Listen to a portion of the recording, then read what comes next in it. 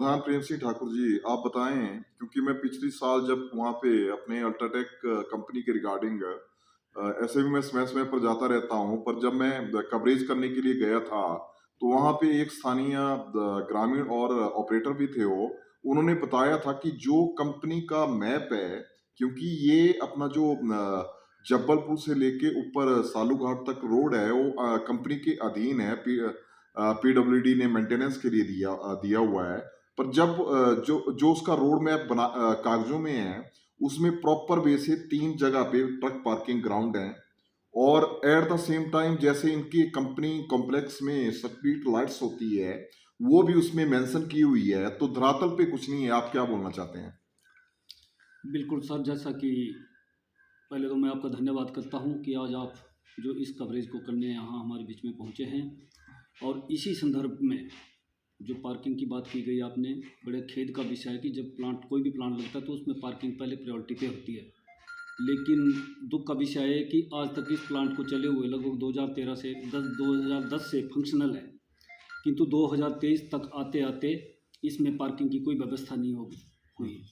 और इसका अनेकों बारी हमने जिला प्रशासन को, कंपनी प्रबंधन को समय समय पर अवगत करवाया।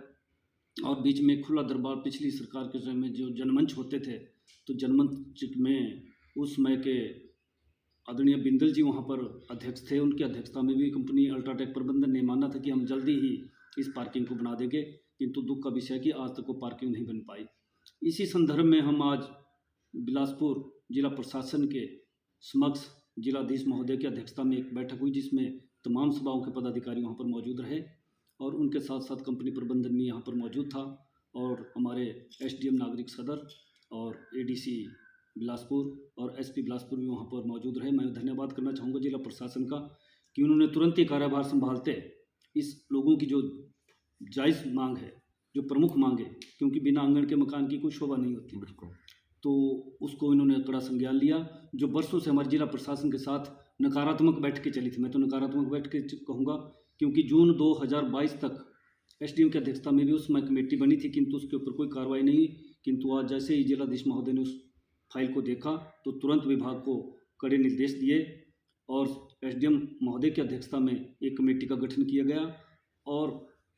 28 तारीख से पहले सारी फाइंडिंग अध्यक्ष एसडीएम महोदय विभिन्न विभागों से लेंगे। उस फाइंडिंग का खुशी इस बात की आज ही जिलाधीश महोदय ने अगली बैठक भी निर्धारित कर दी और 28 तारीख को तमाम जो रिकमेंडेशन विभिन्न विभागों से आएगी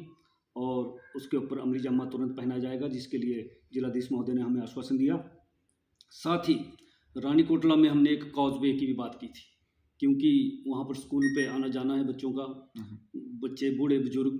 तो रोड वहाँ बिल्कुल पूरा है और दुनिया भर की पोल्यूशन हमारे लोग वहाँ पर झेल रहे हैं। किंतु वहाँ पर जो स्कूल को आने जाने का, चाहे वो आंगनबाड़ी स्कूल है, चाहे हमारा सीनियर सेकेंडरी स्कूल रानी कोटला है, तो उसमें कॉजवे की बात भी कंपनी ने उस टाइम जेपी प्रबंधन ने मानी थी। किंतु दुख का विषय कि वो कॉजवे तो क्या बोलना, वो पार्किंग तक नहीं बना पाए। तो आज जिलाधीश महोदय से हमें उम्मीद की किरण जगी है और इस जो हमारी अव्यवस्थित जो वहाँ पर लोगों की व्यवस्था है, क्योंकि इतना 3,500 गाड़ियों का जो फ्लीट है वो जाब्बर से लेकर सालूघाट तक रोड पे हमारी गाड़ियों की पार्किंग होती है। इसका खामियाजा हमारे लोगों को क्या भुगतना पड़ रहा है? जो हमारी परंपरागत एचआरटीसी हिमाचल पथ परिवहन निगम की बसें चलती थी, वो सारी बसें आज की डेट में बंद पड़ी है। मैं जिला प्रशासन से और प्रदेश सरकार से ये निवेदन करना चाहूँगा, चाहे वो हमारी शिमला धर्मशाला थी, चाहे वो हमारी निचार मंडी थी, चाहे वो हमारी शिमला तलियाना बसा थी, बड़े खेद का विषय मैं आपके समक्ष लाना चाहता हूँ कि आज एक भी सरकारी बस दूरा सुंदर नगर को छोड़ के हमारे नवगांव बैरी रोड में कोई भी बस आज की डेट में सरकारी सेवा से नहीं दे रही है। ट्रकों की वजह से? ट्रकों की पार्किंग, क्योंकि वहाँ जाम लगता है, जो धर्मशाला जाएगा वो बसें आज बाया जुखाड़ा जा रही है। जबकि हमारा क्षेत्र जो 32 किलोमीटर का एरिया, नवगांव से दाड़ला मोड़ से लेकर और बैरी तक, उनके लोगों को काफ़ी असुविधा का सामना करना पड़ता है।